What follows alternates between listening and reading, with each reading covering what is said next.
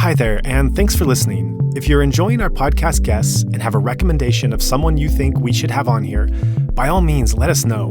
Whether it's a teacher, meditator, author, or scholar, we welcome any suggestion of a potential guest whose voice and journey can be shared to the world. To offer up a name, go to our website, insightmyanmar.org. That's Insight Myanmar, one word, INSIGHTMYANMAR.org, and let us know who it is. But for now, sit back and enjoy the podcast that follows.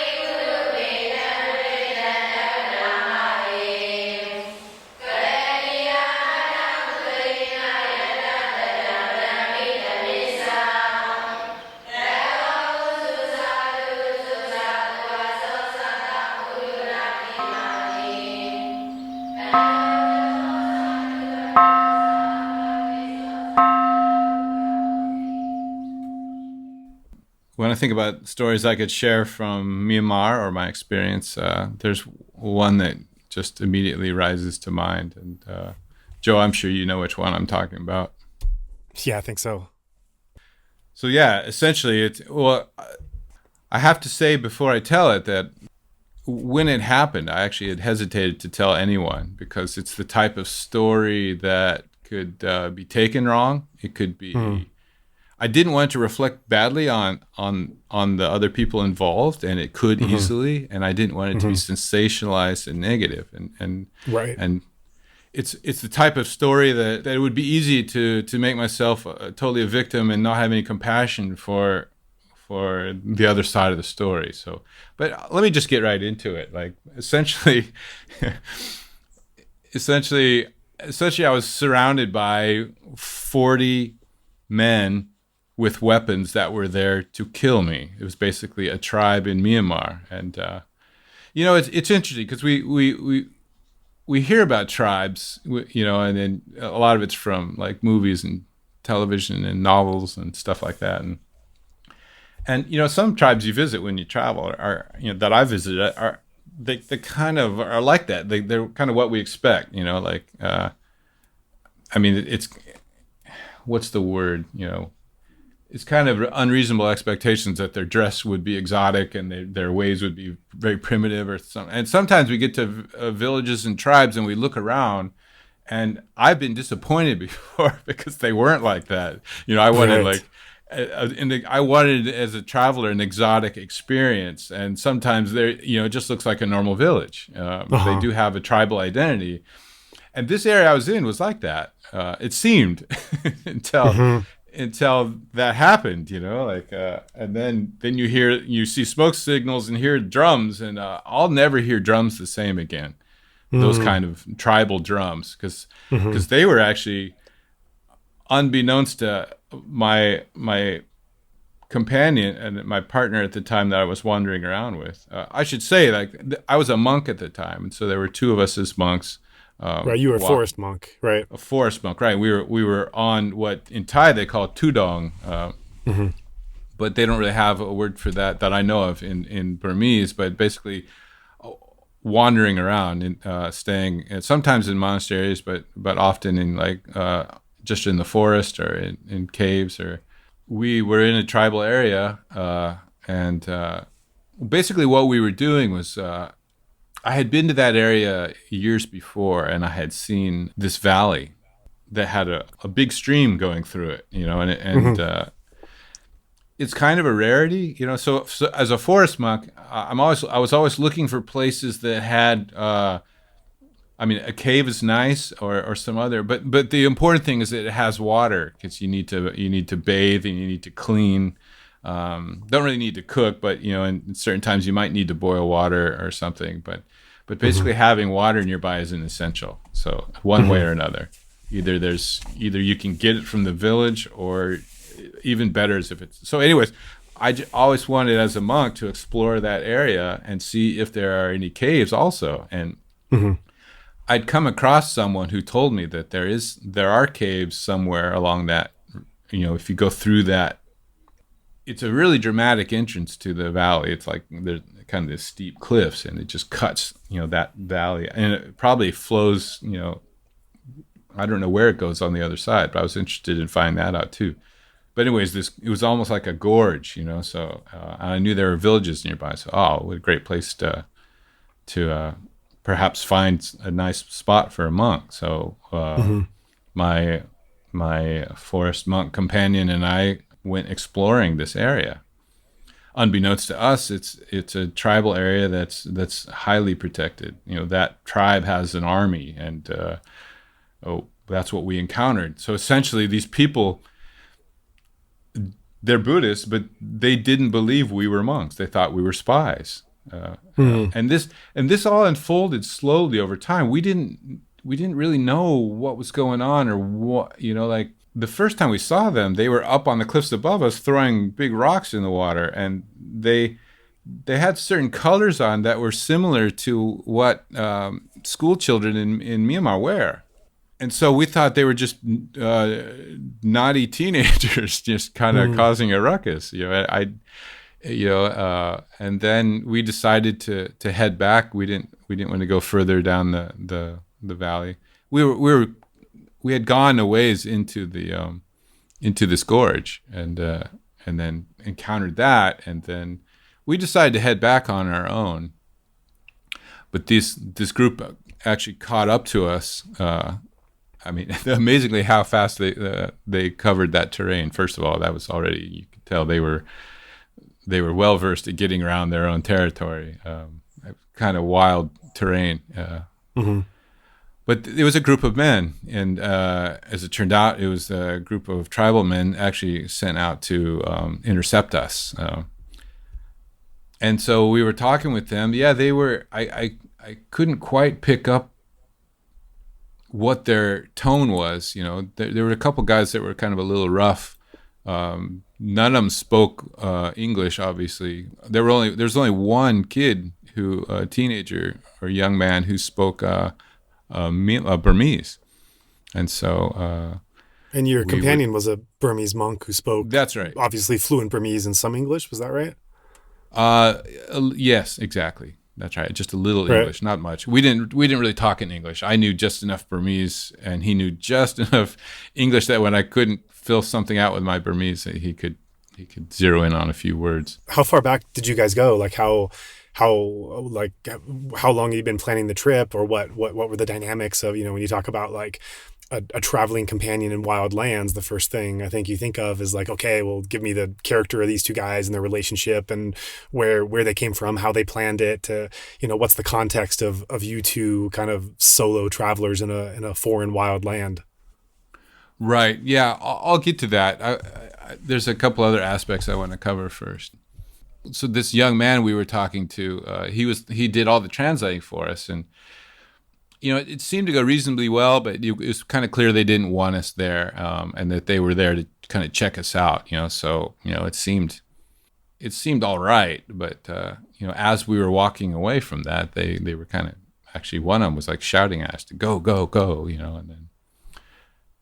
and then then I had the feeling that particular valley was not. We were not welcome there. That was clear. So we walked out, and I thought everything was fine. Yeah. So you were asking me about my travel companion. That's like I said, an interesting story in and of itself. I'd set off actually alone. I lived in a bamboo hut in this remote monastery in the mountains. It's a great little monastery. It's not really in a town, and it's hard to get to. Meaning there is a road, but it's in the rainy season you can hardly use the road at all, and even at the best of times, it's not a road that cars can travel. So we don't get any visitors in cars, and it's probably a good 2 miles from the nearest kind of normal sized town. There's a small village about a mile away, but about I had to go 2.5 miles on my alms round each way every morning along the train tracks. So it's not far from the train tracks down the valley. And so it's nice and remote. We don't get any car sounds. We don't get any visitors of people coming in cars. Occasionally on a motorcycle, but basically motorcycle and foot's the only way to get there. So that's where I was based. And, I'd gone on little excursions around that valley, the one that the train runs down. By the way, my walks for Pindapata every morning were incredible. That's alms round, yeah. Yeah, my alms rounds, the misty jungle walking along the train tracks, with I've seen some of those pictures. They turned out quite well. They definitely give a feel for it. And so like it sounds like what you're saying, to set the context, is you were already living pretty remote already. I mean, knowing your story, knowing this story, and also knowing your background, you were in Yangon for some time. You were getting the most of the monk's life there, just support and guidance and training. And you had found this monastery north of Yangon, and you were already pretty remote in a pretty beautiful natural place, living with not that many other people. And this is all prior to your walk deeper into the wild. Right, that's right. I had my proclivity just when I was a layperson, I was an outdoor guide. I just loved nature. So, and then that part of the suttas, reading about the Buddha, sleeping in the forest and all that sounded so appealing to me. So I always wanted to be, if I was going to be a monk, I definitely wanted to incorporate being in the forest and being in nature. It seemed to have a precedent in history in Buddhism. So, so I would seek out, if I heard anyone that heard of forest monks, I would try to, seek out knowledge about that. But I was pretty comfortable. I mean, I don't know nearly as much about jungles as I know about mountains and deserts. Not that I'm an expert at anything of those, but I'm pretty comfortable in mountains and pretty comfortable in the desert. But jungle mountains, there's a lot of different stuff that there's where I live now. There's elephants in Thailand, that's new, But there's tigers and very venomous snakes and giant centipedes and all kinds of critters. So were there things you did to, you kind of got more and more remote? You were in Yangon in a city center for a while, and then you went to this remote place, further remote place where there was less services and amenities and even support, and then you went deeper still into this walk that we're going to get back to. But did you do anything in the way of training? Like, did you read books? Did you look on internet? Did you talk to people? Did you kind of have experiments, or how did you what did you do to get yourself ready for what you say was a new natural environment that you weren't accustomed to from your previous experience, jungle? That's a good question. I mean, there's one obvious answer, but I'm trying to think of other stuff. I had met forest monks, and I tried to glean as much as I can from that. And what I've read as well, I try to get a feel. And also just the beauty of incorporating the practice while you're doing it. I mean, that goes immediately, becomes actually obvious how important practice is to do that well. And maybe that sense will get fleshed out later in this through the story itself.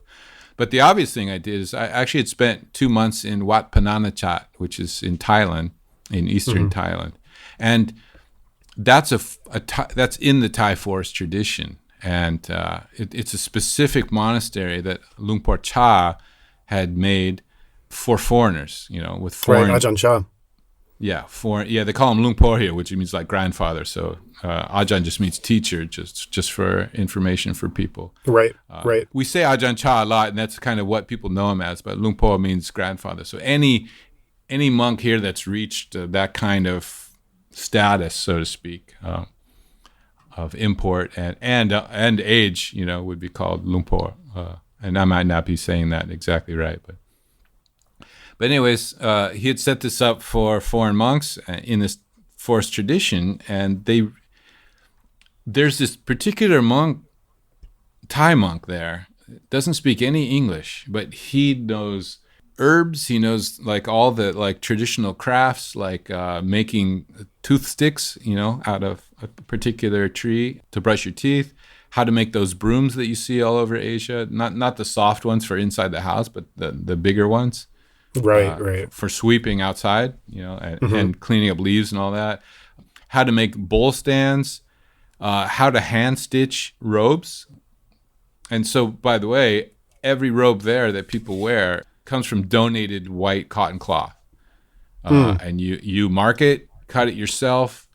They do have sewing machines, but you're not allowed to use them until you've made an entire set of robes by hand stitching. This is like a one-stop shop for forest monk training, it sounds like. Yeah, absolutely. So I spent 2 months there at the time where, so what happens in this, it's, when you get into it and start doing these things, you actually start to understand the cycle of seasons in the Buddhist world, in the scriptures, why certain things come at certain times. So I was there just after the rains. And if you think about it, you're kind of hunkered down during the rains for 3 months. And then as that ends, there's, the katina ceremony and all that, which is about robe, making a robe. But essentially, this is a time where you prepare to go out again, out of your monastery. Right. And in the Buddhist time, that meant walking around, and there weren't monasteries for a while. But a lot of people would, take off and go to other monasteries, or they would, or to seek out other teachers or influence, or whatever their path called for, or just go out into the forest again.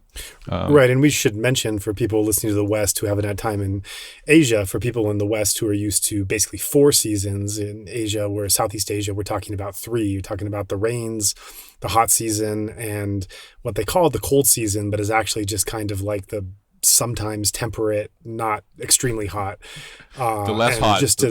So less hot, right. And just as in the West, growing up in the West, we have these strong associations from sports to holidays to political events to family, just as we have real strong connotations to what these 4 seasons mean and what happens around these events in terms of, cultural and other things on the calendar.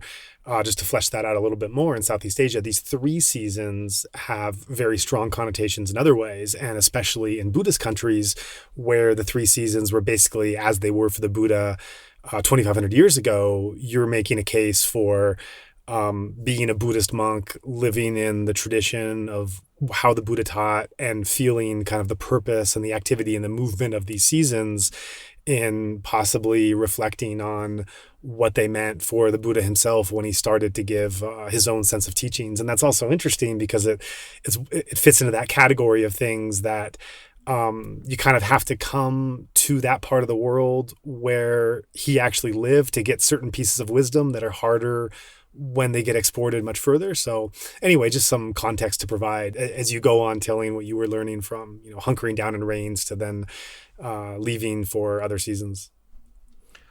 Well, what you say is true, that's in one sense that there are these 3 seasons that are predominant in this culture, and that's the same as it was before. It's right after the rains, there's a kind of a mini hot season. They don't call it season actually, but it gets hot again, but then it goes right into cool season. So it's basically rainy season, cool season, hot season. So right after the rains, they're doing this preparation. But the point I was trying to make is even more than that. It's not just they follow the same seasons, is that they're forest monks still. So what's going on in modern Buddhism is most monks are not forest monks. So the cycles of activity are different. It's not really, the katina ceremony doesn't mean as much anymore.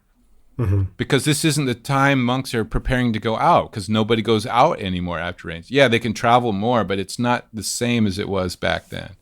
But because this group was actually still forest monks, and they did go out after, and often just going off on a walk, wherever, or finding a place in the forest and just staying there in the mountains or wherever. Because they're still doing that, then the lot of what the Buddha was doing makes much more sense. And so this preparation time is what I was getting at, that isn't really needed by most modern monks. Is still active there. It's not just remembered, it's actually active. So everyone that needs robes is making robes. This is at Wat Pah Nanachat. At Wat Pah Nanachat, right? So right, and just to put a bookmark in what you said, for the listener, we're going to come back later because as you were describing that change from monks in the Buddhist day and monks in the modern age, that actually has a direct relation to some of the difficulties you had later in your story of how the monastic order changed and what you were doing not fitting into the conception of a modern monk. So let's continue on the Wat Pah Nanachat and put a bookmark in there to return to. Yeah, that's right. That does totally play into some of the factors that actually got me in trouble later. So anyways, there is this, I was talking about this Thai monk. He shows up every year right after the rains. And there's interesting stories I could tell about him too. He was actually an abbot and ran away from his monastery because he didn't want to be an abbot. He wanted to be a forest monk, but he has all of these skills. Like I said, I haven't even mentioned all the things that he teaches weaving to make knitted the alms bowl baskets. Sorry, the cover for it. I didn't mean basket. The cover for that. The same skill to make belts. So he teaches that kind of weaving. He teaches stitching. He teaches dyeing. Teaches broom making. I mean, and then who knows what else he knows? But he actually went back into the suttas and the Vinaya, the texts, and looking for any clues of how they did these things, and then recreated. I mean, he's an amazing person, but he didn't want to be an abbot, so he ran away. And one of the abbots at Wat Pah Nanachat found him and invited him, and what he found is like overall, the foreign monks were the most interested group. There are Thai monks that are interested in these crafts as well.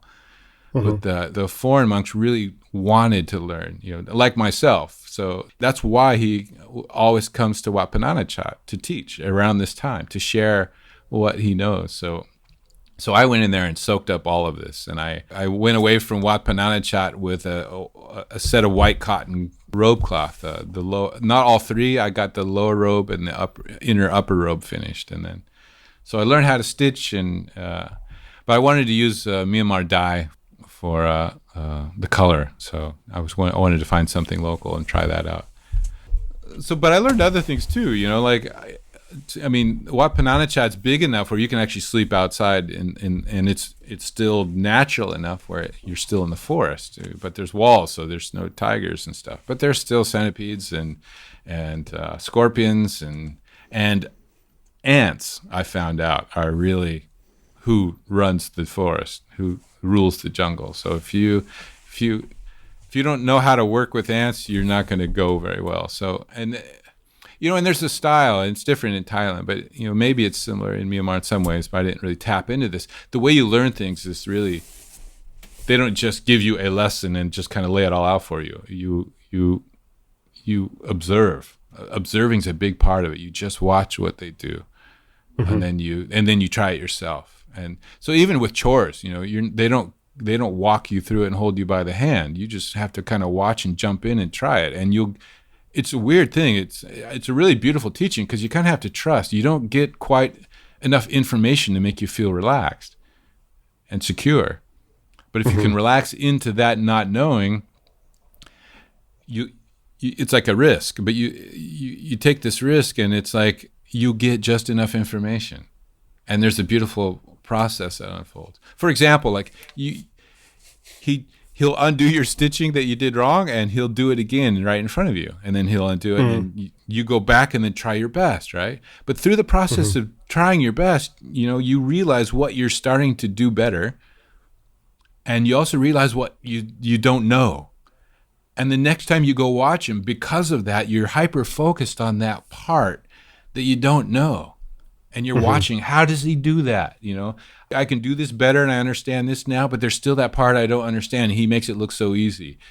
And then next time you watch him do it, you like zero in on that point, and then you go back and try that. And it's like there's this natural process where it just unfolds step by step rather than them writing a book or giving like a series, like it's not laid out like we do often in the West. It's a different style of learning. And it's really right. So it sounds like a different cultural way of monastic training and monastic learning, even among the different Buddhist countries that are there, that you learned when you temporarily left Myanmar to train here at Wat Pah Nanachat in Thailand.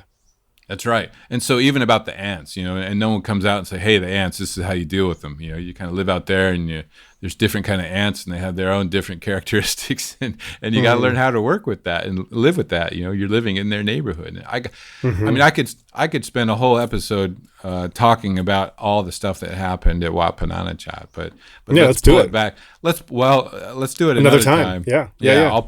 I'll pull it back to my story. So here I am back in my monastery in Myanmar in the mountains, and so I had some of these skills I had learned. I had these, and I just wanted to go out and try the walkabout. What they call tudong in Thailand, and a little background on that. It's like Myanmar does have. Well, I'll take it straight into your point. Actually, Myanmar does have forest monks. But not that many. It's not quite the same as in Thailand. Thailand actually has a whole tradition, and that tradition has gained renown, and that has a different effect on they're familiar with it. Because the top forest monks of history, like Ajahn Mun, Ajahn Cha, Ajahn, I'm saying Ajahn, these are all actually Lungpo as well, grandfathers. Mahabua, there's several of them, and they have a very good reputation for being good monks. They follow the discipline. They don't handle money, as referenced in Usarna's podcast. That whole issue. It's not all the monks in Thailand. This is just this group. They're very firm in their commitment to Vinaya, for example. And so when you see monks walking on the road, there's a kind of set of accoutrements they have like this. It looks like a giant umbrella. They keep it closed when they're walking, but it has a big mosquito net. So that's what they sit and sleep under when they're in the forest. But you can kind of recognize them quite quickly because of that. When they're walking, they have that rolled up on their back or over their shoulder. Is another. You actually see statues here in Thailand with a monk walking with that over their shoulder.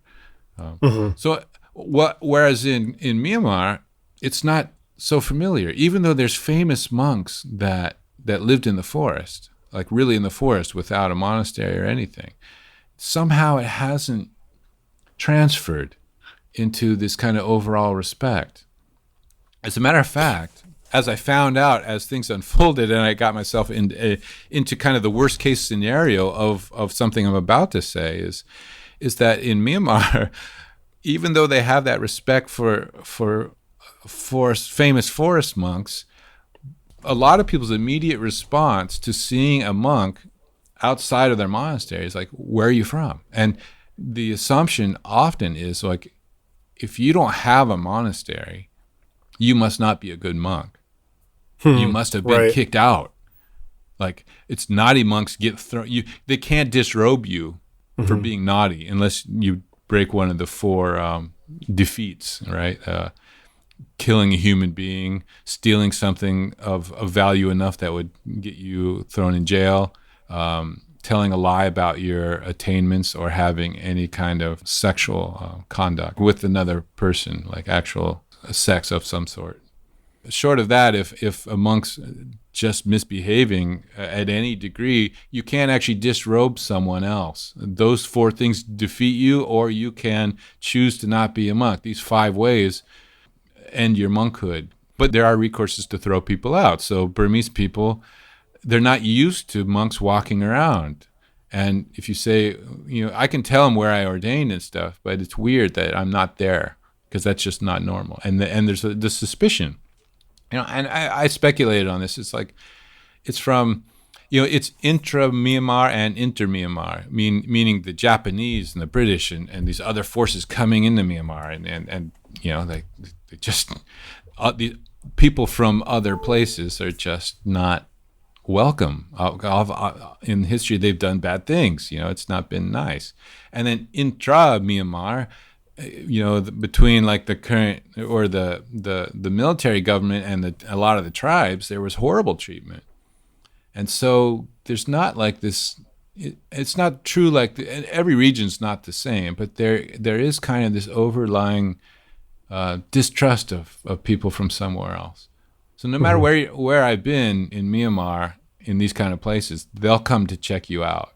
And oftentimes that's amiable. If they get a reasonable feeling from you, then they're okay with that. That's actually part of the process. I learned that like the village headman and a few other people will come to meet you and ask you what you're doing. And, if you have a reasonable story, and, it's good to be very polite at these times, just tell them, but it is unusual. So for example, I haven't even talked about how I met my traveling companion yet. So I'm jumping ahead a bit. But after we set off on this journey, we had gone a certain ways, and we were in kind of an agricultural area. But there's this little hill that wasn't plowed for agriculture, and it had beautiful trees and stuff. It just looked like a nice place to rest on our walk. So we thought we'd rest and drink some water there. And well, it turned out the reason they didn't cut that area is because that's where they burn people. It's actually a cremation ground. And we were practicing some Dutanga practices, these 13 austere practices. And one of them is sleeping or staying in a what's called a charnel ground or these types of places, cemeteries these days. And so, there's a couple skulls on the ground. It just kind of slowly, it wasn't just one or two. There's all these little mounds. And they're so old, some of it just didn't occur to me that, wow, there are a lot of mounds here, and wow, this is actually quite a big and very old place where they take the remains of the body. I'm not sure what the process is. I'm not sure why those skulls were exposed, and other ones were mounds. I don't know where the body is or what's left that's in the mound itself. But essentially, the reason I'm telling this story is because that's where we were. So that's kind of a side note that we actually decided to stay the night there.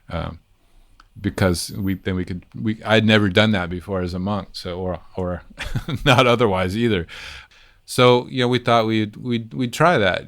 We'd sleep in the charnel grounds and just see what. It's amazing when you actually try some of these things that are in the text. You can start to see the benefits of things.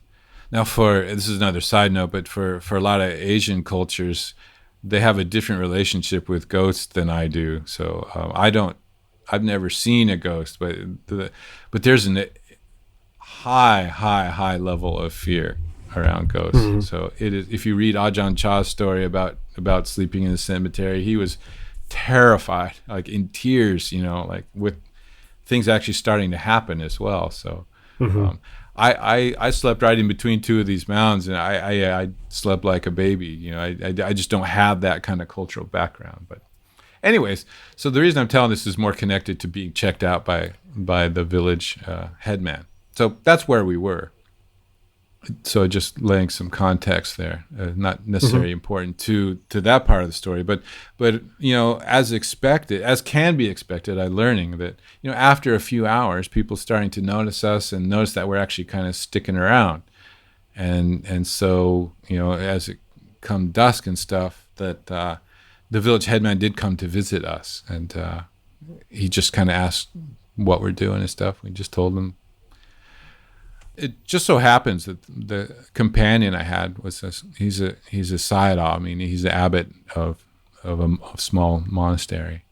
And some of the people from that village we were not so far away. Some of the villagers were actually his disciples, or his students. So that's a normal thing. So this is just learning about how to come into other cultures. If you come alone, it's a surprise to them.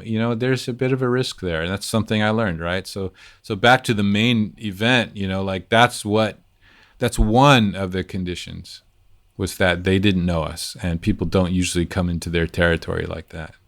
The other condition is it's a tribe, a minority that did not get along well with the government, and they had their own militia, and so they were very protective, And there are other operations that they were doing. They just don't really want other people to know about. So they definitely don't know I'd said before that they thought we were spies. Mm-hmm. So this goes back to some of our other podcasts, that everything arises due to causes and conditions. That was the interesting thing. So there I am, like, it's getting dark, and I'm in the middle of nowhere, and the two of us are surrounded by 40 men, and they all have a weapon. They weren't rich, so there weren't many guns. There was only maybe, I saw two, there might have been like 3 guns. There were at least 2. I was pretty sure they weren't going to waste any bullets on me, though. It's expensive for them. There were a few machetes, which is a common tool used in daily life there for making things from bamboo, or just when you walk to clear things out of the way. But most of them had either a sharpened stick or a big piece of bamboo, like the size of a baseball bat, and to kind of use like that. So these 40 guys, roughly 40 guys, all had some kind of weapon, and they were all there to, I realized they were there to kill me. Those weapons were meant for the 2 of us because they thought we were intruders. So another condition is, in the history of Myanmar, there have been spies that dressed as monks. Even in Thailand, actually, this is an interesting thing, and this is related to Myanmar as well. The reason they shave eyebrows in the monks is because of spies. That Burmese people were coming to Thailand as spies and dressed as monks. So what they did, what Thai people did as a response, it has nothing to do with Buddhism history. It's totally to do with geopolitics and war. It must have been the king actually ordered all the monks to shave their eyebrows. That way, the spies Thai spies in Myanmar, when these spies that were monks in Thailand returned to Myanmar, they would be identifiable by their shaved eyebrows. Right. And so, so that's one piece to this puzzle of why these people, why these Buddhists were about to kill 2 monks. It's because they didn't think we were monks. They thought we were spies. And there's a precedent for that in history. And there's a current reason, because they're in conflict at the time, So the interesting thing is, it'd be so easy to victimize, but it's also a good reflection of how the mind's doing, in meditation in general and at the specific moment. But part of it's due to the speed things unfolded, as I started to catch on more and more of the situation I was in. Because at first I was just surrounded by 20 guys and they didn't have any weapons. And so I didn't really catch what was going on at that time. But as things unfolded, I could see that, oh, no, this is serious. And so I also started to look at our story, It's just unusual. Like, monks that they know of don't do this. Right. And so there's these monks saying that they're just doing, but no one does that. So and I didn't have any identification, and I could see from their side, the whole point I'm trying to make here at this point is, like, I could see it from their conditions why they were actually, I felt kind of bad for them, that I had put him in a bad position because of their relationship in Myanmar with other groups like the military, for example, that they need to protect themselves, and spies is something that can happen. So here I am. I'm putting me in a bind because it's kind of cruel to be a Buddhist monk spy, because you're really putting people in tension with themselves. So I realized the reason I felt kind of bad for him is, like, I put him in this bind, because here we are in front of them dressed as monks, and we were monks, but, like, what do they do? If they make a mistake here, it's a problem. Like, if we're spies and they don't kill us or take care of us somehow, that's a danger to them. And if they get it wrong and we are monks and they kill us, I mean, that's horrible karma. I mean, it's horrible karma anyways, but they hold real monks in reverence, so they were hesitating. but it really put him in I had this compassion for them at the time, like what, and I felt like, wow, I really made a blunder, I this isn't the way to go about it, so I learned later that the best way to introduce yourself, I mean, you kind of never know, and I walked into other areas that we didn't know, like when we were in that other area with the cemetery. They didn't have the same conditions, they weren't in the same relationships with the government, for example. And so they weren't as threatened, or they didn't have as much to lose by an intruder that may be there to mean them harm. They didn't have that kind of, paranoia is a little too judgmental of a word, but that concern and skepticism that keeps them safe, that other group didn't need that. So they come check us out. The story seemed reasonable. It did help that there were some people that knew us, so that was kind of extra information that kind of supported our story. So yeah. Just remembering how it felt to sit. The interesting thing about my response, I said it's a nice reflection about how good the practice is going. And this was really a moment of facing death, and one of the signs of that was that the mind started to, and this is usually taken for granted, that we're always just projecting into the future, even if it's just a minute or an hour, or there's just a few thoughts that just kind of come through our thought stream about like what I might have for dinner or what I'm going to do next. And it just became vividly clear that there wasn't going to be a next. I mean, there's going to be a next moment, but like there's not going. It was early evening. There's not going to be it was highly probable that we were going to die, and there wasn't going to be a later evening. Just that thought alone was just such stark contrast to how that mind flow usually goes. I didn't really realize how much the mind interjects little bits of future and kind of takes that for granted to keep this kind of storyline going. Like it was just so clear that this story was going to end. That time, in a way, was going to stop. But I didn't. So I mean, it's interesting now in the coronavirus, it's sickness and death might be on people's minds more than it normally is. And I think, as uncomfortable as that is, it is for a Buddhist, it is also a nice time to reflect. And at that time, I got to face death, and see how the mind responds to it. And I was actually okay with it. I was a little sad that my family wouldn't know what happened. I had a trip scheduled home within like a week or two. And I was just going to disappear in the mountains, and I'm sure they were going to dispose of my body in such a way that it wouldn't be easy to find. And so, how long would it take for the news to get out that I was even out there wandering? I mean, and let alone never came back. So it would take a while.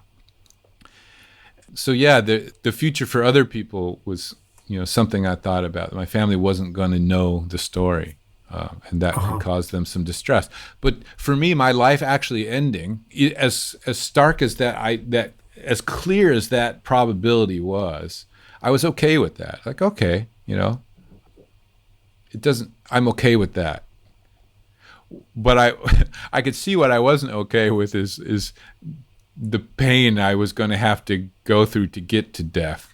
Because you look at these guys with these big, heavy bamboo bats, and that's those things kind of caving my skull, and is not necessarily going to be a very pleasant feeling. And will I be able to be equanimous with that sudden contrast in feeling normal to all of a sudden feeling intense pain as I'm being stabbed and beaten to death? Because that's like they weren't going to just shoot me in the head and be done with it. Actually, the feeling I got, I never got this verified, but every able-bodied man in the village was there, and everyone had a weapon. And I was thinking about why, what's that? And because just to be clear, there were no women there were no boys there, and there were no old men there. They were all the men of the village, and actually 2 villages. So I didn't tell this story, but after we left that valley where we encountered that first group of tribe they were still beating the drum sometimes and sending smoke signals. And we were walking towards another village, and that village all came out, of their houses to see us when we entered their village. And we were actually trying to make it to this monastery. We had heard that there's this 90-year-old, pretty well-renowned, not famous, but in that area he was highly revered, this old monk, this abbot, and we were trying to make it to his monastery. And they just gave us a bunch of reasons not to go. And it was very clear that whether those reasons were true or not, that we were not going to be allowed to pass. This is where the feeling started to shift a little bit. So we turned around, and at that time we had about 15 or 20 of, we had I didn't realize at the time, but all of those men from the village followed us. And so we were walking, and we wanted to try to make it back to this monastery where we had some interaction. We didn't sleep there, but we were friendly with the abbot there, and he knew us. So we were just going to go, it was getting dark. So we just thought we'd change plans and go back. And they were following us. And then at a certain point along the way, when we came to that stream again, the men we had encountered before, plus a few more, were there too. So now we had the able-bodied men of two villages there. And I could see along the way that every once in a while, one of them would kind of duck off into the bushes and cut off a branch and start whittling it into what I saw later was like a sharp object, like it's something you could stab someone with. And the way it unfolded was slowly. I didn't pick up on. I think my companion picked up on it much earlier than I did. With the smoke signals and the drums, and I just didn't make the connections. Until but slowly, it was dawning on me that these guys, there's something wrong here. And then so when we stopped and we were met by that other group, that's where we stopped. And it was just as it was getting dark, and I could see everyone had a weapon. I'm like, okay, this is it. Like, this is what we're here. And the whole situation started to dawn on me. And so, but like I said, a great time to reflect on the mind. And, my companion and I were reflecting later that had we not, he has an incredible mind. So even the pain part that I was talking about before wasn't a concern to him. He was okay with all of it. And he was cool throughout the whole thing, speaking in Burmese to the one young man that spoke Burmese and translating for everyone. And he had some strategy and stuff, but he was relaxed enough to joke around's not quite the right demeanor he had, but he could be light with people and laugh at times, and he was just very light with them and very relaxed.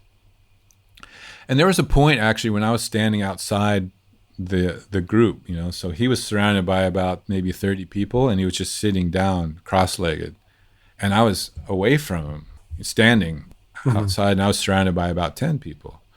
And I didn't tell this part of the story, but one of my flip-flops was broken. So I was actually walking barefoot on one foot and only had one flip-flop on. So even if I was dumb enough to run, I wouldn't have been able to get very far. And these guys were in excellent shape anyways and knew the place way better. I mean, I wouldn't have had a chance anyways. And on top of that, I was only wearing one flip-flop, so I didn't stand a chance. It would have been dumb, though. It was clear to me enough that if we did something like run, we would be dead. That would be... It's like they're thinking about whether to kill us or not. Are these guys really monks or are they spies? And they had already leaned on... I mean, to come to that point where we're surrounded by 40 guys and each of them actually has a weapon, and sometimes they're being quite aggressive towards us. The guy with the gun would get right in our face, or not in our face, but he'd look straight at us and show us the gun, like just to see how we would react. It was very clear to me that they were leaning towards us being spies. I think their hunch was that we were spies, and I think they were there ready to kill us. That was the feeling. They had just enough doubt, though. But what I'm trying to say is, like, in a group of 40 guys, imagine how they must have felt. They all knew what they needed to do, but that doesn't mean it would be easy.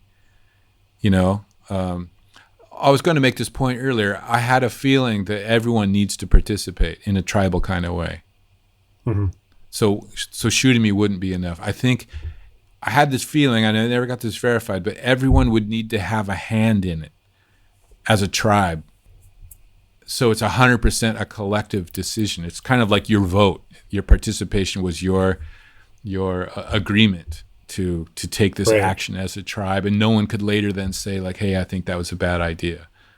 Mm-hmm. You know, so I can't, like I said, I can't verify, but that's the vibe I had, you know. And so this was going to be like not just one person shooting me, but it's going to be like 40 people, like just beating the crap out of my body until I'm dead, or stabbing, beating. You know, I'd be lucky to get a blow that would make me pass out at least, you know, until I was dead. But yeah.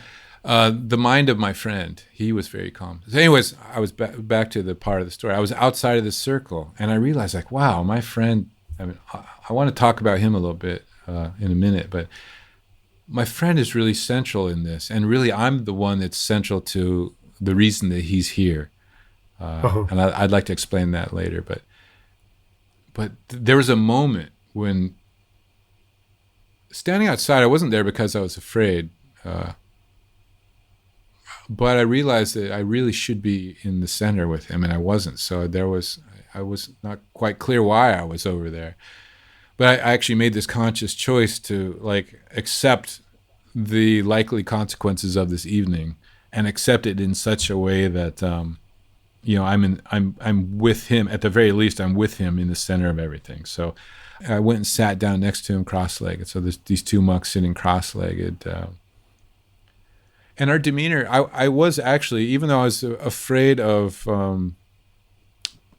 a painful dying, I was just wondering how my last mind moments would be in this life, you know, because there's an understanding in Buddhism that some people have, at least, that your last mind moment decides the first mind moment of your next life. And so if it's a strong reaction and aversion to pain, that might not be a great next mind to start with. So yeah. I wasn't quite confident in that particular scenario that my mind would still be good. And so, yeah, I keep missing this point. I was getting near to it. In this group, in the feeling that they have, and this anxiety they might be having that they're going to have to make a decision and actually kill someone, all it takes in a group that size is it to start. You know, one trigger. So out of 40, it only takes one person to initiate beating or stabbing or attacking, would be a better word. Once that starts amongst 40 people that are that anxious and kind of know what they're there to do, I don't think there's any turning back from that. It just triggers the crowd and then it's over. So at any given time throughout this whole process, which is probably like a half an hour of talking to these guys, at any minute, any moment, if we had triggered even one of them, we would have been done.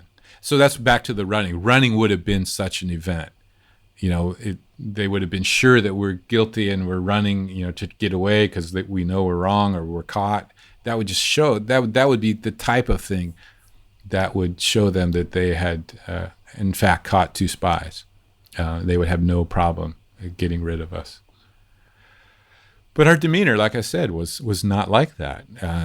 And so his demeanor of being light with them and even laughing at times with them, you know, and continuing to talk to them very calmly. And basically, it served us really well that we were calm because we were acting like monks might act in this case.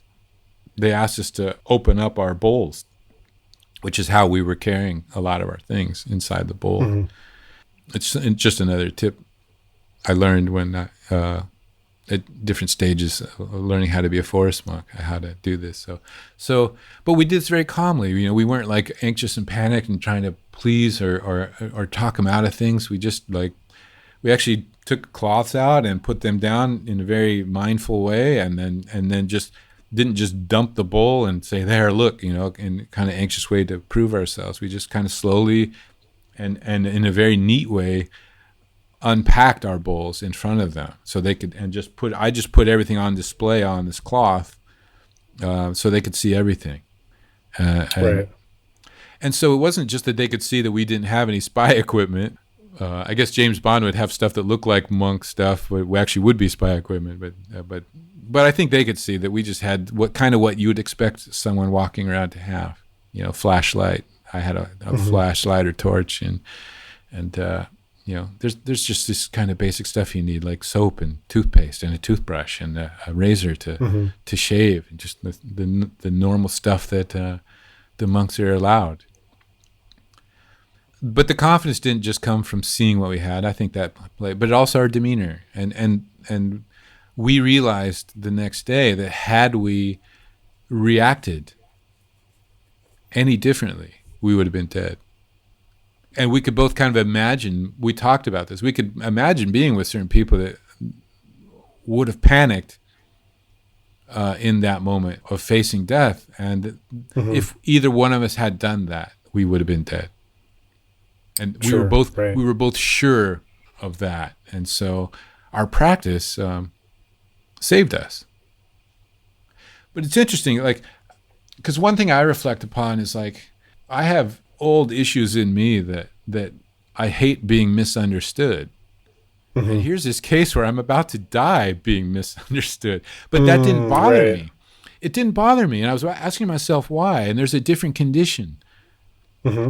It was that it unfolded slowly and gave me enough time to understand their conditions. Helped me. If it had surprised me, I know I'd still have the capacity to react to being misunderstood. And if that had happened, it could have been a totally different outcome. So partly is I do have some development in myself that helped me be comfortable with death. I think that's true anyways.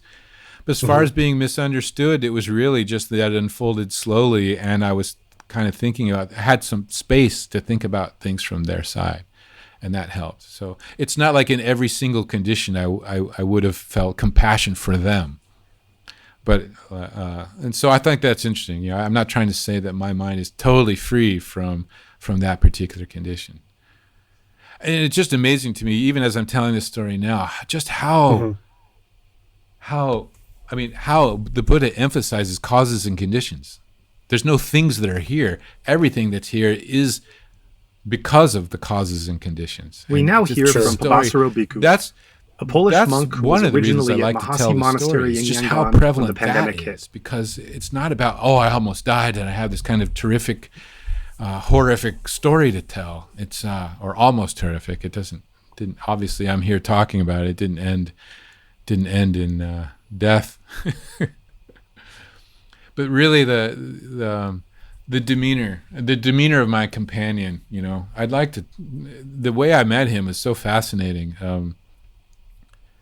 He lives just a 2-hour walk behind my little monastery, but it's over a ridge, and it's out of the valley I'm in. You know, so it's not just in another side valley, another part of my valley. It's actually in a whole other valley, and I just had never. I don't know why, but I had just never wandered over that way. And so the first time I went wandering on this longer trip, you know, I'd taken shorter excursions before. You know, I had my handmade robes, and I had my roll on my back. I kind of made up my own style because Burmese don't have one, and I wanted to modify what I learned in Thailand to kind of suit what I had in Myanmar. And so I set off with a walking stick and my flip-flops and just what I had on my back, you know, to go on this journey. But not long into I actually stayed in a cave that night. But the next day I had made it over the ridge. The cave was actually up on the ridge, a beautiful spot, very quiet. No water though, so I had to go to the monastery that was not too far away in the village for alms round, of course, and for water. But the next day I crossed the ridge, and the first thing I saw was this stunning, tall, sharp, like, you know, pointy, just picturesque peak. Wow, that's a beautiful mountain. And then, you know, I had no aim as far as location. So anytime I came to a junction, I could just feel into it, or for whatever condition arose at that time, decide which way to go. But seeing that mountain was a condition. And so I say, hey, I'm just going to go towards that mountain. So I walk that way, and there's a beautiful village at the foot of the mountain. You know, there's different types of banyan trees, but Myanmar has these banyan trees that have super thick trunks, and they spread out. The tree spreads out incredibly wide, and the shape of it is more wide than tall. And some of the branches, the trunk actually isn't very tall. It goes up just a little bit, this kind of stubby trunk, and then the branches that come off of that are often thicker than trees, normal trees. I mean, it's huge, massive, and it's like, and these branches that are so thick, they spread out so far. It's like they got to be heavy. It's like the wood has to be, the tree has to be incredibly strong. That's what it actually looks like, a giant, stocky, but beautiful. They're just beautiful trees, and they just have this. But I always wonder how those trees, those particular branches, don't break. They got to be so heavy. They could go out for like 100 feet in each direction. Yeah, maybe something like that, 60, 80, 100 feet. Like, and they could be a meter thick themselves, you know, at the base of the branch, you know, and yeah.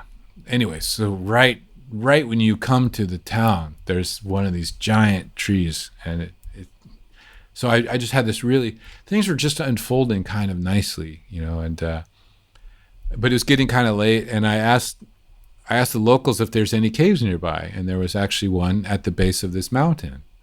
Turned out it was pretty crappy as far as caves go. You know, no water source. It was really close to the road, and kind of dusty, and it was more like an alcove. It wasn't an actual cave; it was an alcove. But you know, that's fine. It'll do for a night. And it was surprising. The villagers were quite friendly. They were quite inviting. You know, they were very welcoming. And they kind of knew monks' rules to some degree. I could see that they had some good influence. And so some villagers even came to the alcove and brought me water, which they knew I needed. And they brought me sweets, which, I mean, I think the sweets had milk in them, so that's against Vinaya. But candy in general, like sugar, isn't. So they actually were thinking they were abiding by my rules by offering me these candies, you know, that's something I can actually snack, I could have in the afternoon. So it was very beautiful and generous gift, you know, to walk a little ways out of the village and bring that to me. So I went on alms round the next day in that village, and there were people kind of showing me a route I could go on there, you know, so I had a kid kind of pointing here and there. But some of the villagers that had come the day before with the water and the sweets, actually, they told me that there was actually monks. I mean, it was a really steep mountain, so I didn't even know if there was a way up. But not only was there a way up, there was actually a monastery up there, and there were these two monks actually teaching vipassana up there. They could see clearly that not only was a forest monk, they could see I was sitting cross-legged, I was meditating, and so they told me that there's these two monks teaching vipassana up on the mountain. It's like, wow, what good fortune, you know, when you kind of step out into your hero's journey, so to speak. And I stepped out on this wandering to kind of encounter things that, I mean, who knows? Maybe it would be, sometimes things sound good and they're not necessary. But at least at the moment, this sounded great. Like, wow, what a great fit, you know, so. Right. And the next morning, sure enough, when I got a different look at this steep mountain, I could see that there were actually a temple on the top. You know, not a monastery, but there was like a Buddha statue and a shrine. You know, and you know, a little pagoda. You know, you could see it from all around. And sure enough, of course, there's a path going up there. So. So after alms round, after I ate, I packed up my stuff and rolled it all up and put it on my back, and I just set off to meet these guys. So these two monks were actually turned out to be Pa'ok monks, and they would teach. Who were they teaching? You know, they were actually, there's a whole set of nuns up there, some really young girls all the way up to some older ones. So the youngest ones weren't learning meditation, and some of the oldest ones were taking care of the young ones. But the rest of them were actually, that's all they were doing, is listening to discourses and meditating and under these two monks' instruction. Actually, one of them was more responsible for discourses, and the other one was more responsible for teaching guiding meditation. It was pretty phenomenal. I mean, for lots of reasons. So the setup, the place they would all meet for teaching was on a saddle. And on the saddle from one side, it just goes up a gentle slope to a kind of a hill. And that's the side the nuns all stayed on. They didn't stay anywhere near each other when they slept. So they stayed on one side, and you go up the saddle. It goes up very steeply up to the top of the peak. And it's up that way that the monks had a couple huts, including an extra one for me. So they were very welcoming. But of course, checking me out at first to see what kind of monk I was, and they could see and we could talk a bit. I spoke just enough Burmese. I was very interested in their vipassana, so that they were doing that, and they could see I had background and knowledge and information in meditation, and they learned.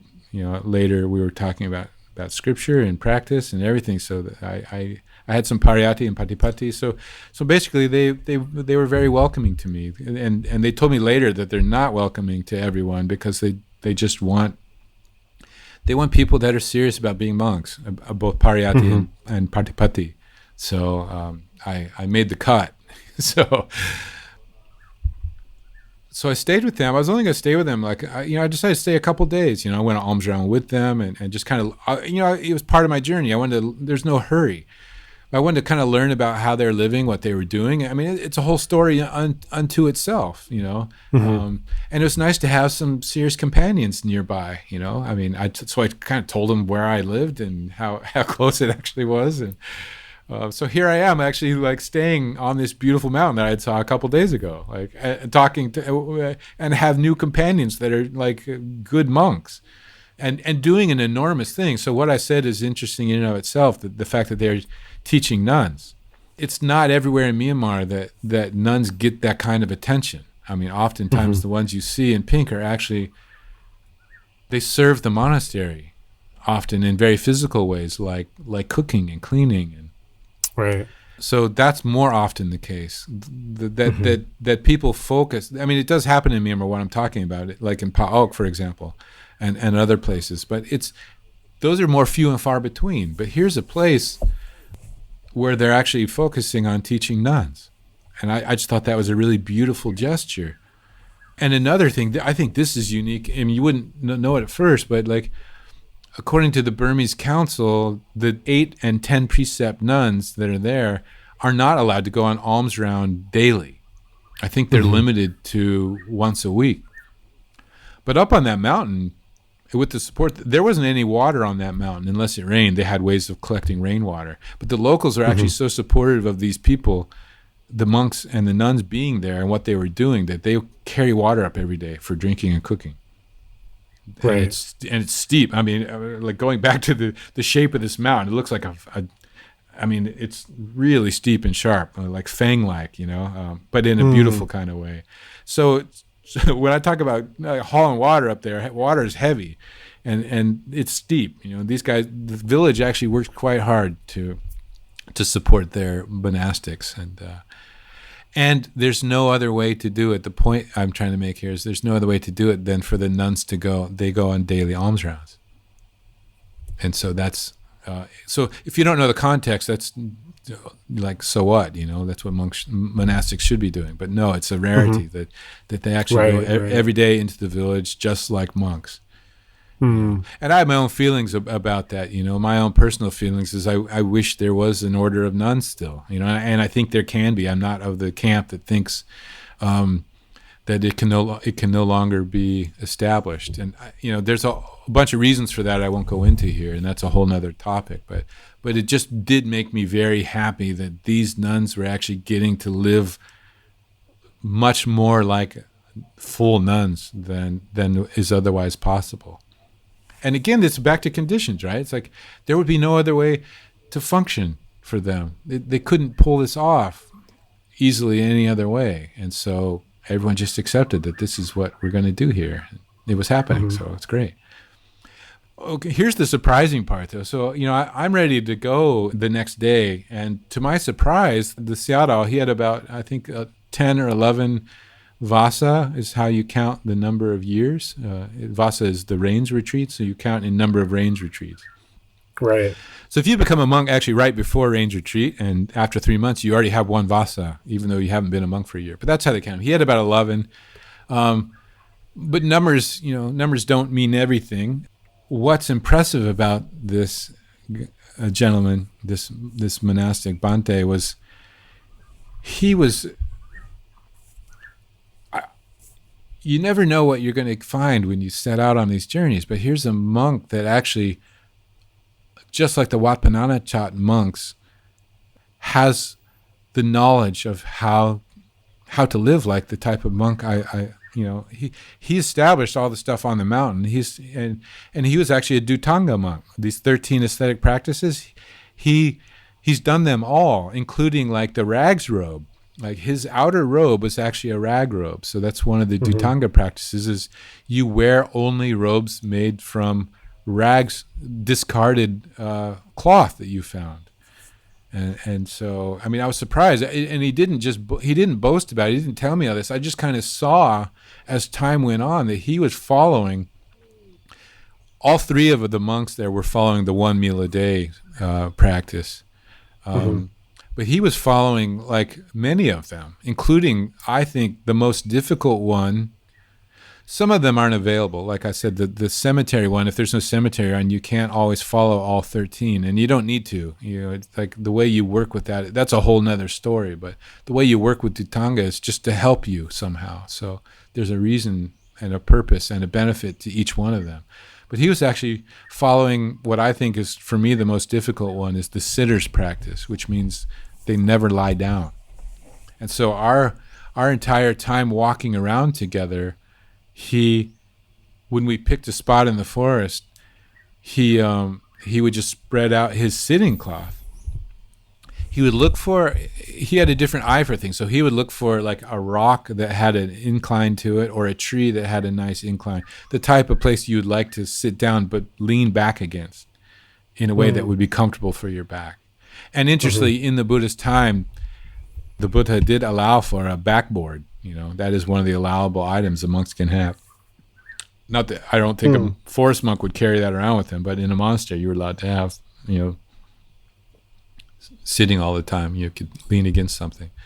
And I had a new appreciation for the sitters practice, because one of the benefits I never saw before until I saw it, not just from a monk, because you could do that in a monastery, but living in the forest. It's like you don't have to carry. I mean, I carried a mat, and so I could sleep on the ground without getting dirty. And my mat has to be much bigger than his sitting cloth. And I carried a rain tarp that's big enough to cover me when I'm sleeping, which is, again, much bigger than it would need to just have a poncho or something, or an umbrella, if you were just sitting all the time. When I was a backpacker and a mountaineer, when I was a layperson, I was really into like packing small and light, and so the same ideas carry over to forest monk. It's ideal if you're not having to lug all this stuff around with you. And as someone doing the sitters practice actually doesn't have to carry extra stuff for sleeping, because they just sit back and go to sleep sitting down.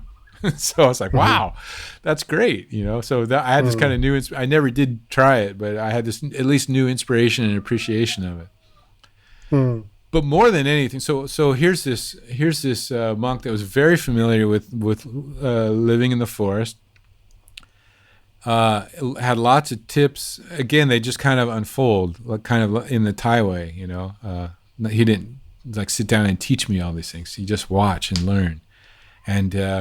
And Dhutanga practices, he knew how to do them all, and had done them. So it's not like he just was knowledgeable of it. It was in him. So it was just so surprising that he just basically, he's a Sayadaw. He was only responsible for teaching the discourses in the Dhamma, but he basically just left the monastery to the other guy and just went with me.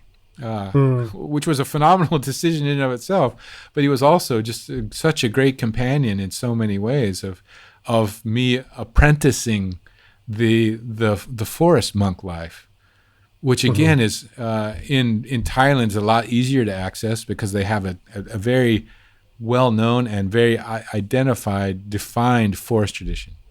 There are forest monks in Myanmar, but you kind of stumble across them, or like I was doing here. This is kind of how you, other than, like there is Mahabodhi Myang Sayadaw, which is a famous forest monk here in Myanmar, but he's hard to encounter anyways. But yeah, so it's hard to get any, you can't just go somewhere and find formal training in forest monks. So I had this great, I was an apprentice and I had someone to show me.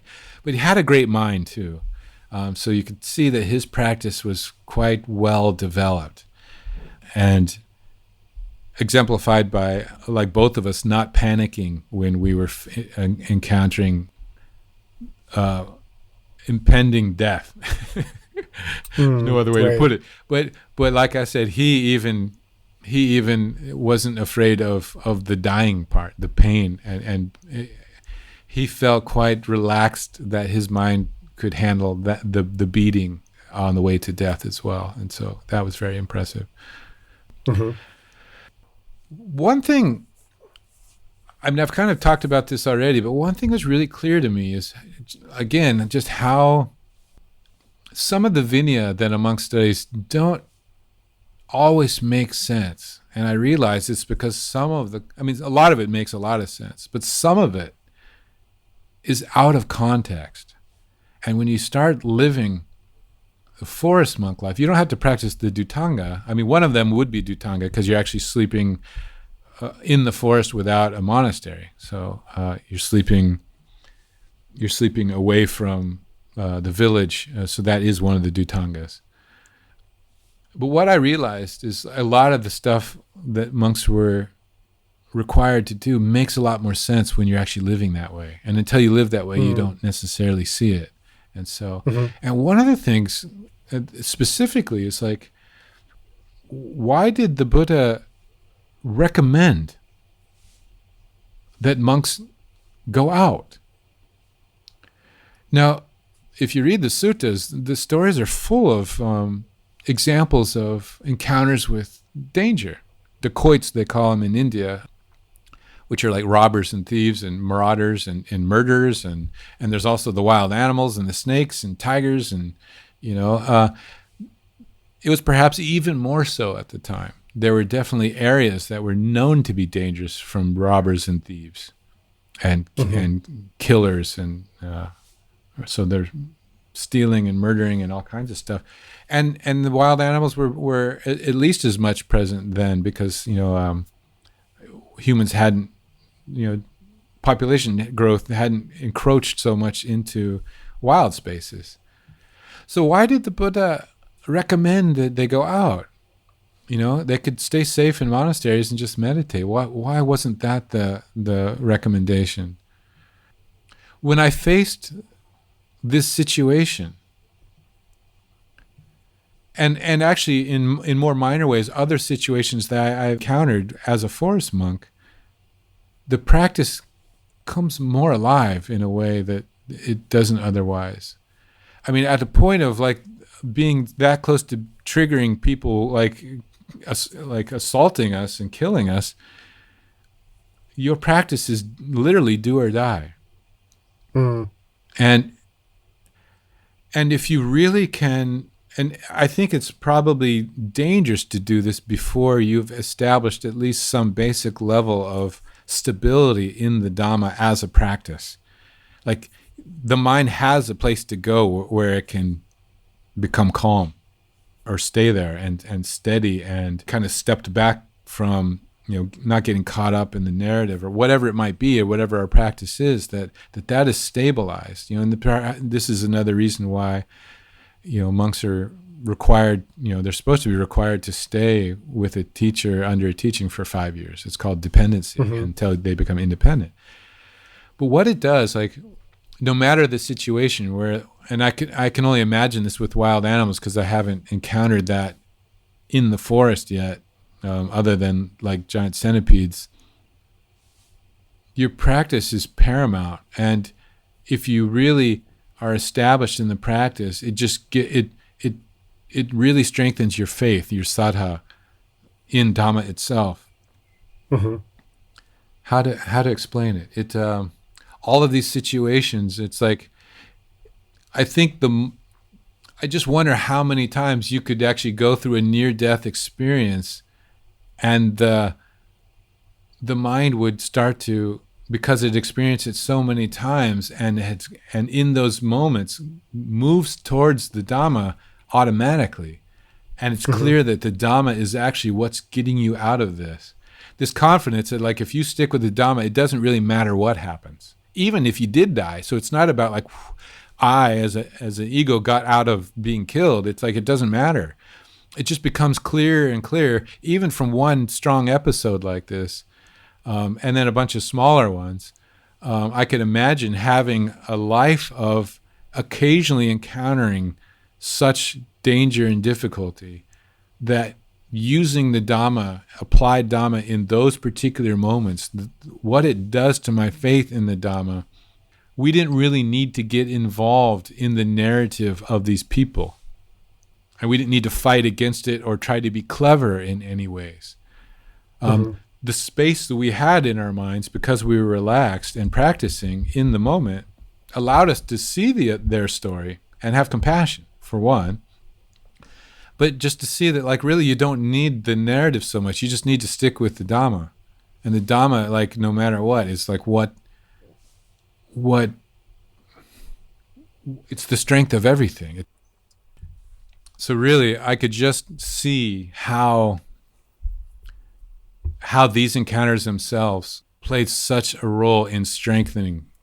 Not only do you rely on Dhamma at those times, that event itself really gives a boost to Dhamma. Almost like if you're playing a video game and you hit a booster, all of a sudden so all of a sudden your Dhamma boosts up. So it just, in hindsight or in retrospect, it becomes very clear why the Buddha would have really inclined people to suggest that people, the monks and nuns, well, nuns it's a little different companionship wise, but to go out knowing that there's these dangers. It's not that you go looking for danger. And he wasn't trying to put monks in danger's way. I mean, that becomes clear too. So it's not that extreme. It's a middle path. But the other extreme is to kind of hunker down in a monastery for the rest of your life in order to avoid those dangers. I mean, there might be other reasons for hunkering down in a monastery, but that middle line, like, yeah, there's these monasteries, and yeah, there's this incredible opportunity when you just kind of put yourself out there.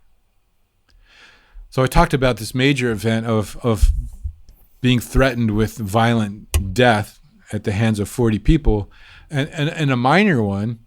I mentioned these minor ones as well. And a minor one is when you stay in a monastery for a long time, and there's nothing necessarily wrong with this, but I think you'll see the advantage of leaving. When you stay a long time in a monastery, for example, when you go on alms rounds, whether you notice it or not, the mind can relax because the mind knows it's going to get food every day. There's this real primal thing of, am I going to survive? That's part of the Dhamma makeup of who we are and how we are as human beings. And there's this assuredness of food, basically. There's exceptions in the Buddhist time of famines and stuff, but by and large, most years and most days, you go out, you'll get plenty of food. I mean, if you got plenty of food yesterday, there's every reason the mind can relax and think that today is going to be fine. When you step away from what you know and go to unfamiliar places, and places perhaps where their monks aren't necessarily going around and establishing any precedent for you, you're walking into an unknown at a real primal and basic level. Will I get enough food? Or will I get any food? Mm-hmm.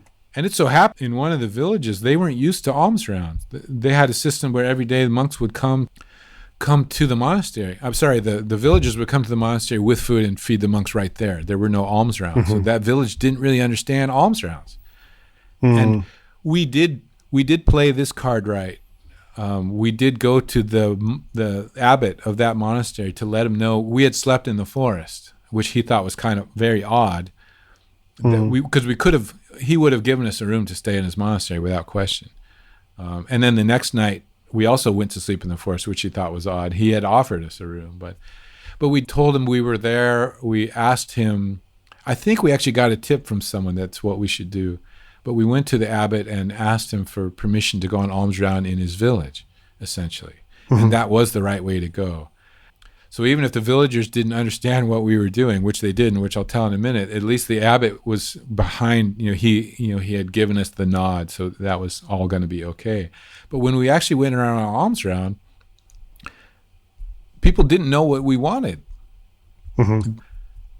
And we weren't getting any alms, any food at all for quite a while. And then one family saw us and they went in and they gave us a little bit of chat. They actually gave us money.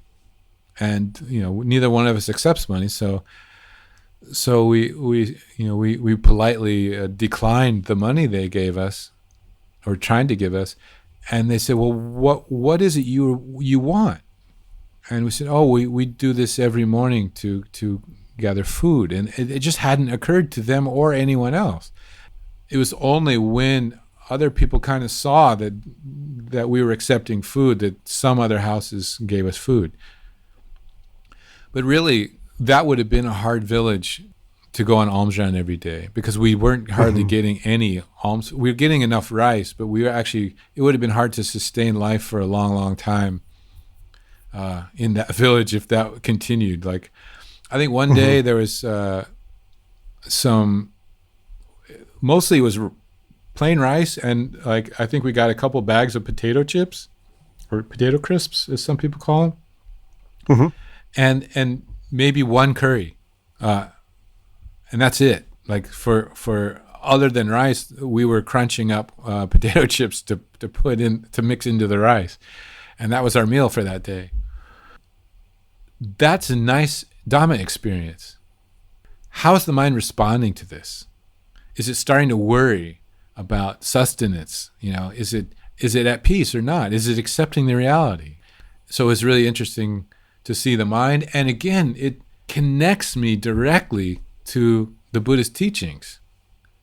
Like, it's not that things are outdated in history. Like, everything that I'm talking about can still be done in the modern times. It's just not being done. I'm talking about like going out away from your monastery and going around to either other monasteries or into the forest. I start to connect with the stories that are in the suttas because they still happen. Like, for example, there's a sutta that gives different environments, whether you're in the forest with a particular teacher or in a monastery or this or this or this. And it's like, is the practice going well? And are you getting enough food on your alms round? What the sutta boils down to is if the practice is going well, don't leave. So normally he says don't stay anywhere too long, but this is like the exception. If your practice is going well, stay. And stay no matter whether the food seems like it's enough or not. Like, don't interrupt good practice for anything. And on the other hand, whether the food is good or not, if the food is great, so it means like you're actually getting well taken care of, but the practice isn't really going anywhere, leave at once. So that part about being somewhere, and I wasn't so much focused on my practice, but there are these events where monks, the alms are not necessarily going very well. And so I actually have an actual experience that ties me into that story. So it becomes more alive again. And that happens that's just one example. There's lots of, I won't give more, but when you actually start living the life that is suggested and recommended by the Buddha, it directly connected me to the stories being told. It boosted faith, it strengthened the Dhamma, and it brought the teachings more into the present day. And so there's just, I mean, how many benefits came from this one event? I just stepped out once, and that's why I could tell this story as if it's this horrific, terrifying story. And like, wow, I'm not gonna do that again. I'm never gonna leave my monastery. Certain minds could conclude that way, but where my mind concluded is just the opposite. It's like, wow, this was really valuable, even though it nearly cost me my life. Eventually, I think one could get so skilled with that movement, and I think again, changing environments really keeps it alive, and kind of shakes the mind up in good ways, so it doesn't become complacent. This skill of being able to just stay in the heart of Dhamma all the time and let the stories just kind of unfold around you. It doesn't really matter what they are. You just kind of stay with the Dhamma and let everything else take its course. I saw that I developed that just a little bit, and that the opportunity, if I had continued, would only unfold more of that. So that's why I like to tell the story and have a bit of time, because there was just so many benefits to it.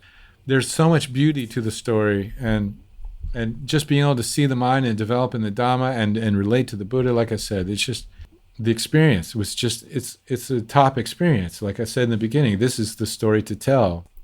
Yeah, right. It's great to have the time to be able to flesh these stories out, and thanks for doing it this time. Yeah, welcome. I like the way in some of the podcasts we've done before that, Alan and others have brought up, and we've brought up in the dialogue that we have after, how much causes and conditions are at play, and we can see them. And it's nice that several practitioners highlight that. It's such an important piece to see, and so this story is kind of my contribution to feel how important conditions are. So actually, anytime I hear on an interview that people start referencing conditionality, like, it connects me to what they're saying too, because of these types of experiences. Mm-hmm. Yeah, right. And in some of those other podcasts we do, we're not able to have the time to be able to respond with, even when there are similar stories such as this, to be able to flesh them out in the limited time that we have. So it's great to take the time here, and then later on in podcasts we'll be able to refer to points of this, assuming listeners are able to check in at the different episodes. Right. Yeah. Well, it was interesting reliving the story in real time again. So yeah, that's my story.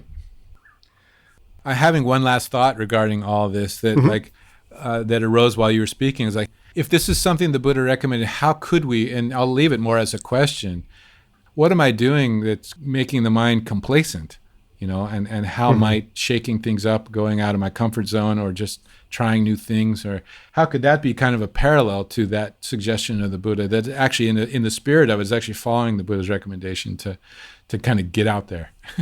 So yeah, that's my final thought. This podcast is made by Dhamma practitioners for Dhamma practitioners.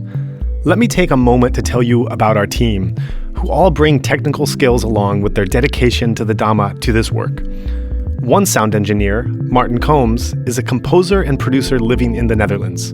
The other, Thar Ngay, is a local Burmese sound engineer who also helped us set up our recording studio. Zach Hessler is a former forest monk who lived in Myanmar that helps with content, and Ken Pransky uses his considerable skills in editing to help with our scripted content. As for me, I've been exploring how the Buddha's teachings are carried out in Myanmar for the last decade. We are very fortunate as well, because to cut our costs as low as possible to allow us to produce as many episodes as we can at this quality level, some members of our team are willing to work on this project as volunteers, and others take only a very small fraction of their usual salary. However, even so, alas, these episodes cannot be produced for free. Given the extensive work that's involved in even one 90-minute interview, there is a minimum fixed cost. And to cover those costs, we rely on listeners like you that benefit from this content. If you find the Dhamma interviews we are sharing of value and would like to support our mission, we welcome your contribution. You may give via Patreon at www.patreon.com/InsightMyanmar, as well as via PayPal at www.paypal.me/InsightMyanmar. In both cases, that's Insight Myanmar, one word, INSIGHTMYANMAR. If you are in Myanmar and would like to give a cash donation, please feel free to get in touch with us. You have been listening to the Insight Myanmar podcast. We would appreciate it very much if you would be willing to rate, review, and/or share this podcast. Every little bit of feedback helps. If you are interested, you can subscribe to the Insight Myanmar podcast on Apple Podcasts, Spotify, Stitcher, or wherever else you get your podcasts. Also, please check out our website for a list of our complete episodes, including additional text, videos, and other information available at www.insightmyanmar.org. If you cannot find our feed on your podcast player, please let us know and we will ensure it can be offered there. There was certainly a lot to talk about in this episode, and we'd like to encourage listeners to keep the discussion going. You can make a post, suggest a guest, request specific questions, and join in on discussions on our Insight Myanmar Podcast Facebook group. You are also most welcome to follow our Facebook and Instagram accounts by the same name. If you're not on Facebook, you can also message us directly at burmadhamma@gmail.com. That's one word, burmadhamma@gmail.com. Or if you'd like to start up a discussion group on another platform, let us know and we can share that forum here. We would also like to take this time to thank everyone who made this podcast possible, especially our two sound engineers, Martin Combs and Tharng A. There's, of course, Zach Hessler, content collaborator and part-time co-host. Ken Pransky helps with editing. Dragos Bandita and Andre Francois make our sketches. GPU does our Burmese translation. Herman Perez, Santiago Hedar, and Marisol do our Spanish translations. And a special Mongolian volunteer who has asked to remain anonymous does our social media templates. We'd also like to thank everyone who assisted us in arranging for the guests we have interviewed so far. And of course, we send a big thank you to the guests themselves for agreeing to come and share such powerful personal stories. Finally, we're immensely grateful for the donors who made this entire thing possible in the first place. We also remind our listeners that the opinions expressed by our guests are their own and not necessarily reflective of the host or other podcast contributors. Also, this recording is the exclusive right of Insight Myanmar Podcast. It is meant for personal listening only and cannot be used without the express written permission of the podcast owner. This includes any video, audio, written transcript, or excerpt of any episode. That said, we are open for collaboration, so if you have a particular idea in mind for sharing any of our podcasts or podcast-related information, please feel free to contact us with your proposal. Finally, we welcome your contribution in any amount, denomination, or transfer method. You may give via Patreon at www.patreon.com/insightmyanmar, via PayPal at www.paypal.me/insightmyanmar, or by credit card by going to www.insightmyanmar.org/donation. In all cases, that's Insight Myanmar, one word, INSIGHTMYANMAR.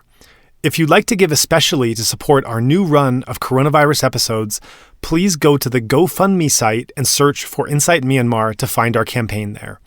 If you are in Myanmar and would like to give a cash donation, please feel free to get in touch with us.